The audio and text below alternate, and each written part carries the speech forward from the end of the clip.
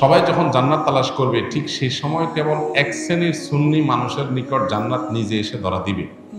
ইসলামের আলোকে বিস্তারিত জানতে চাই, কোথেকে এসব পান আপনার আল্লাহ জানে। জান্নাত নিজে এসে ধরা দিবে, জান্নাতের ঠেকা পড়ছে। জান্নাতটা তো মায়ের হাতের মোয়া, হ্যাঁ, মামুর ভাইয়ের আবদার, যেটা নিজে এসে ধরা দিবে।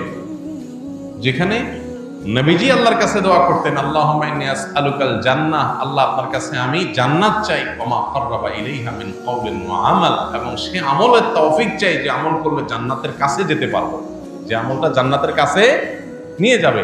এটা দোয়া করছেন কে? নবীজি সাল্লাল্লাহু আলাইহি ওয়াসাল্লাম।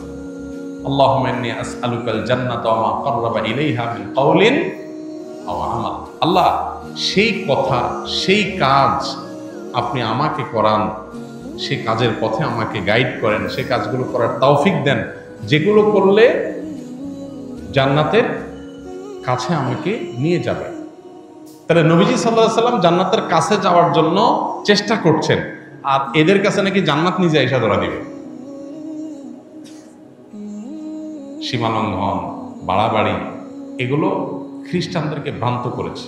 নবীজি সাল্লাল্লাহু আলাইহি সাল্লাম বলেছেন, লা তুতরুনি কামা আতরাতিন নাসারা ইবনে মারইয়াম, খ্রিস্টানরা যেরকম ঈসা আলাইহিস সালাম সম্পর্কে বাড়াবাড়ি করতে করতে গোমরাহ হয়ে গেছে, তোমরা আমাকে নিয়ে এরকম বাড়াবাড়ি করবা না। নবীজি তার শানে এটা বলেছেন।